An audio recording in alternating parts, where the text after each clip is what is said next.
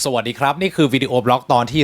305ของโตติงตอง Audio Event and Communication ครับในตอนที่305ก็จะเป็นตอนต่อของ304แล้วก็303ผมว่าแล้วว่ามันจะไม่จบภายใน304หรอกมันต้องเลยมาถึง305อย่างแน่นอนก็ทนกันไปก่อนก็แล้วกันนะครับสำหรับคนที่ไม่ได้อยู่ในสายงานระบบเสียงมืออาชีพปกติแล้วโตติงตองจะไม่ค่อยพูดอะไรที่เป็นเนื้อหาลึกๆมาก่อนแต่ว่าก็เอาเถอะก็ฟังกันไว้ก็แล้วกันรู้ไว้ใช่ว่าใส่บาแบกหามนะโอเค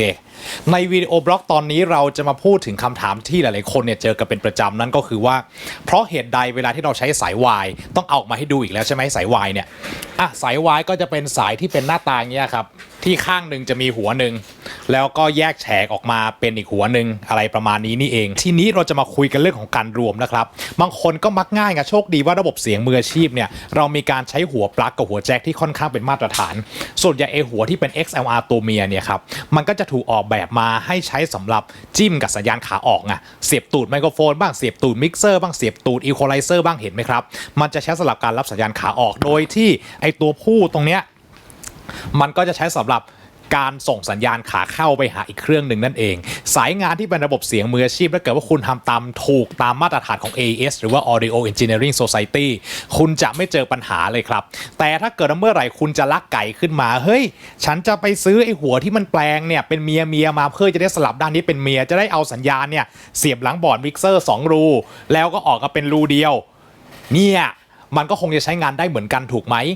การที่จะใช้คอมไบน์แบบเส้นอย่างนี้ครับมักจะเห็นได้บ่อยที่สุดก็คือตอนที่คุณกำลังคอมไบน์หรือรวมสัญญาณที่ออกมาจากหลัง crossover ของคุณซึ่งส่งไปที่ไหนครับลำโพงชุดใดเอ่ยที่ฟังออกมาแล้วมันยากแก่การระบุตำแหน่งทิศทางครับซับวูเฟอร์ไงครับซับวูเฟอร์เนี่ยหลายๆคนก็ชอบที่จะทำเป็นโมโนซับแล้วก็หลายๆครั้งเวลาที่คุณใช้ตัว crossover ที่มันเป็นอนาล็อกแล้วคุณทำโมโนจากข้างในไม่ได้คุณก็เอาสายตรงนี้แหละเปลี่ยนจากด้านตรงเนี้ยที่มันเป็นแยก2ขาเนี่ยจากตัวผู้เป็นตัวเมียเสียบเข้าไปแล้วก็รวมออกมาเป็นรูเดียวแล้วก็ไปเสียบที่หลังแอมคุณนั่นเองบางครั้งมันใช้ได้บางครั้งมันใช้ไม่ได้และบางครั้งทำไมพอใช้ไม่ได้แล้วเปิดมาอีกรอบหนึ่งเครื่องกูพังเลยวะเราจะมาหาคำตอบด้วยกันในตอนนี้ครับให้เราไปที่สไลด์เหมือนเดิมครับในสไลด์เนี่ยเราก็จะเห็นอย่างชัดเจนแล้วครับว่าเรื่องของการรวมสัญญาณถ้าเป็นไปได้ผมทำตัวแดงไว้เลยถูกไหมว่าอย่าทำไมมันถึงห้ามทำนั่นเป็นเพราะว่าการที่เรารวมสัญญาณเนี่ยสิ่งที่เกิดขึ้นเลยก็คือถ้าเรามองในมุมมองของ Input หรือว่าสัญญาณขาเข้าตัวใดก็ตามเช่นเบอร์1เบอร์2หรือในบางกรณีที่คุณเนี่ยมีสัญญาณขาเข้าที่ต้องการเอามารวมเกิน2ตัวขึ้นไป3ตัว4ตัว5ตัวมันจะมองเห็น Impedance ของที่เหลือครับเป็นขนานหมดเลยครับเห็นไหมครับมันจะกลายเป็น Voltage Dividerแต่ทีเนี้ยเราจะไม่สนใจ Voltage Divider ละมันมีสิ่งที่น่าสนใจมากกว่านั่นก็คือเรื่องของ Cross Talk นะครับทำไมหน้ากูมันวิ้งอย่างนี้วะสงสัยว่าไฟจะสว่างเกินไปช่างมันเถอะไว้ตอนหน้าค่อยแก้พอเราพูดถึง cross talk คืออะไรครับ cross talk ก็ถ้าเกิดแปลตรงตัวก็คือการพูดข้ามกันถูกไหมครับ cross talk ในกรณีนี้เนี่ยถ้าเกิดว่าคุณดูที่สไลด์หน้า6เหมือนเดิมครับให้ดูรูปด้านล่างด้านขวามือคุณก็จะเห็นเลยว่าเวลาที่สัญญาณเนี่ยมันวิ่งครับมันไม่ได้วิ่งไปทางเดียวเสมอครับมันวิ่งกระจายไปทั่วลองจินตนาการถึงท่อน้ำดูก็ได้ครับถ้าเกิดว่าคุณเนี่ยมีท่อน้ำที่แบบแฉกออกมาเป็น4ทางอะไรอย่างเงี้ยแล้วคุณก็ลองเอาน้ำมาใส่ที่ด้านใดด้านหนึ่งดูสิครับมันก็จะกระจายไปทั่วทุกด้านถูกไหมครับถ้าเกิดว่าคุณเอาน้ำเนี่ยใส่ไปที่อีกรูนึงครั้งที่เป็น2รูจาก4รูละสิ่งที่ปรากฏในรูที่ยังว่างเหลืออยู่อีก2รูคืออะไรครับคือผลรวมของไอ้รู2รูก่อนหน้าที่มันเสียบน้ำเข้าไปนั่นเองถ้าเกิดว่าฝั่งนึงเนี่ยเป็นน้ำสีดำอีกฝั่งนึงเป็นน้ำสีแดงคุณก็จะเจอน้ำผสมกันระหว่างดำกับแดงไอ้ที่รู2รูข้างหน้าแต่ในทางกลับกันครับไอ้ฝั่งที่เป็นขาเข้าเนี่ยก็คือไอ้น้ำสีดำและไอ้น้ำสีแดงด้วยเนี่ยมันก็ยังรับกระแสครับคือรับเนื้อน้ำของสีแดงหรือถ้าเกิดว่าในกรณีของสีแดงก็จะรับของสีดำสลับกันไปดังนั้นมันจะหมุนวนกันไปทั่วๆเลยนั่นเองสิ่งเหล่านี้จะเกิดคำว่า cross talk ครับ cross talk เนี่ยถ้าเกิดว่าคุณต้องการที่จะแบบฉันอยากจะรวมสัญญาณแค่เนี่ยเอาคอมพิวเตอร์กับเสียงร้องมารวมกันแล้วก็ออกมาเป็นรูเดียวแล้วให้ต่อเข้าลำโพงอะไรอย่างเงี้ยคุณก็คงจะไม่ได้มีปัญหาอะไรเท่าไหร่นักแต่ถ้าเกิดเมื่อไหร่เนี่ยคุณคิดว่าคุณจะลักไก่ออกสัญญาณออกมาจากมิกเซอร์บอร์ดใหญ่ซึ่งเต็มไปด้วยสัญญาณนานาชนิดที่มันมิกซ์อยู่ในนั้นน่ะแล้วก็เอามาผสมกับเสียงพูดของคุณเป็นคอมเมนต์รีสมมติว่าคุณต้องการที่จะทำ Facebook Live อะไรอย่างนั้นถ้าเกิดเป็นอย่างนั้นจริงปุ๊บเนี่ยนั่นหมายความว่าฝั่งของมิกเซอร์ที่อยู่ของเขาดีๆอาจจะมีเสียงคุณบี้ๆแบนๆโผล่มาได้นั่นก็คือ cross talk นั่นเอง แล้วก็อีกอย่างหนึ่งเลยครับการที่เราซัมมิ่งสัญญาณในลักษณะนี้เนี่ยเนื่องจากว่าตัวน้ำเนี่ยถ้าเราจินตนาการจากท่อน้ำเหมือนเดิมมันก็วิ่งไปได้ทุกที่ถูกไหมครับมันก็จะมีการชักไคเยอร์กันเกิดขึ้นครับในจุดที่เป็นสัญญาณขาเข้าทั้งหลายเพราะว่าสัญญาณขาเข้าทั้งหลายเนี่ยที่มันมาจากแต่ละรูเนี่ยมันก็ต้องมานั่งสู้กับไอ้สัญญาณที่มารวมกันจากตัวอื่นแล้วก็อัดเข้ามาด้วยนั่นเองคุณลองจินตนาการดูสิครับว่าถ้าเกิดมันย้อนกลับไปล่ะภาคส่งสัญญาณขาเข้าบางตัวที่คุณหรี่เสียงไว้มันจะสู้เขาได้ไหมครับมันก็โดนย้อนกลับเข้ามาเต็มไปหมดพังสิครับจะเหลือแหล่อะไรล่ะครับดังนั้นผมบอกอีกครั้งหนึ่งเลยครับการที่รวมสัญญาณเนี่ยถ้าคุณต้องการที่จะรวมจริงขอให้มันเป็นทางเลือกสุดท้ายที่คุณจะใช้สายวายในการรวมนะครับทีนี้ให้เราไปดูที่หน้า7ครับหน้า7จะเป็นหน้าสุดท้ายของมหากาพย์ที่เกี่ยวข้องกันกับเรื่องของสายวายการสปลิตและการคอมไบน์ตรงนี้แล้วโอ้โหชิบหายหน้ากูข่าวจริงเว้ยไม่แน่ใจว่าในโพสต์โปรดักชันจะข่าวไหมช่างมันเถอะอ่ะในหน้า7เนี่ยครับเราก็จะเห็นเลยว่า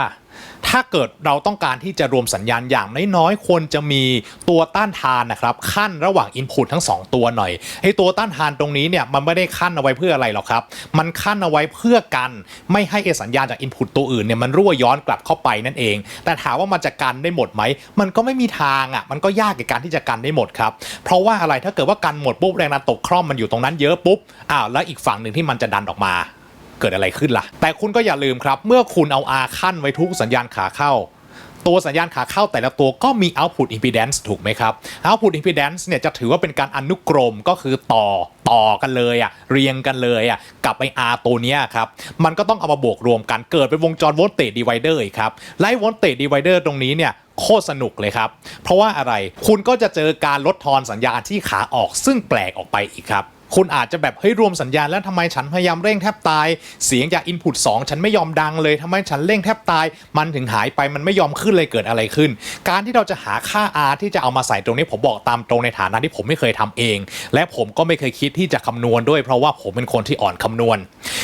มันค่อนข้างที่จะยากเลยครับการที่เราจะหาค่า R ซึ่งเอามารวมกับ input impedance ของอุปกรณ์ใดๆที่แล้วเอาออกมาให้ได้ค่า impedance จาก voltage divider อยู่ในเกณฑ์ที่10:1ขึ้นไปมันยากเหลือแหล่ครับและนี่ก็ยังไม่รวมถึง cross talk ที่มันยังอยู่ด้วยนะดังนั้นผมก็เลยบอกเลยครับว่าการที่เราจะรวมสัญญาณจริงๆเนี่ยคุณมีวิธีครับคุณเอาเข้าไปรวมในอุปกรณ์ Active ดีกว่าเช่นมิกเซอร์หรืออะไรที่มันออกแบบมาอย่างถูกต้องดีกว่าเพราะว่าถ้าเกิดว่าเราไม่รู้ถึง output impedance ถามจริงนะครับ output impedance ของคอมพิวเตอร์โน้ตบุ๊กของคุณเนี่ยเท่าไหร่ output impedance ของโทรศัพท์มือถือของคุณเท่าไหร่ output impedance ของเครื่องบันทึกเสียงของคุณเท่าไหร่บางทีคุณก็ไม่รู้หรอกถูกป่ะบางทีในคู่มือเขาก็ไม่ได้บอกมาเพราะว่าเขาก็มองว่ามันไม่ใช่อุปกรณ์มืออาชีพแล้วกูจะบอกมึงทำไมและถ้าเกิดคุณคิดว่าคุณจะทำกล่องไอ้ passive combiner เนี่ย passive summing เนี่ยแล้วใช้ R ที่มันขั้นกลางระหว่าง input แค่ค่าเดียวเนี่ยคุณคิดเหรอว่ามันจะรอดเป็นคำถามที่ดีมากถูกไหมครับใช้มิกเซอร์ครับใช้อุปกรณ์รวมสัญญาณมืออาชีพดีกว่าครับและชีวิตคุณก็จะปลอดภัยอย่าได้ใช้สายวายที่ไม่มีอาขั้นระหว่าง Input แต่ละ Input มารวมสัญญาณเด็ดขาดเวลาที่ผมอยู่ในงานผมก็เคยเจอเหมือนกันทีมกล้องเขาเอาสายลักษณะนี้มาให้ต่อเพราะว่ากล้องของเขาเนี่ยมีรู Input ไม่พอเขาต้องการเอาไลน์ทั้งมิกเซอร์ของผมแล้วก็ไลน์ไมค์เก็บเสียงบรรยากาศที่เขาเอามาเองกลายเป็นว่าพอต่อเข้าไปปุ๊บผมเนี่ยจะไม่ยอมให้ต่อเลยครับผมไม่รู้ว่า Output Impedance Input Impedance ของอุปกรณ์ที่เขามีเป็นยังไงผมรู้แค่เฉพาะฝั่งของผมไม่เสี่ยงที่จะทำให้อุปกรณ์ฝั่งของผมภาค Output พังหรอกครับและที่สำคัญอีกอย่างนึงเลยก็คือเราไม่สามารถควบคุมความแรงของสัญญาณที่มาจาก Input อีกฝั่งหนึ่งที่เขามาขอคอมไบน์ร่วมกับเราด้วยดังนั้นอย่าครับถ้าเกิดเห็นสายวายที่ไหนและเขาเอามาเพื่อใช้ในการรวมสัญญาณอย่าครับอย่าเด็ดขาดเลยครับอย่าย้ำนะครับอย่า ขอร้อง ขอบคุณมากครับหวังว่าจะไม่เป็นการงงเสียเกินไปแล้วก็สวัสดีครับ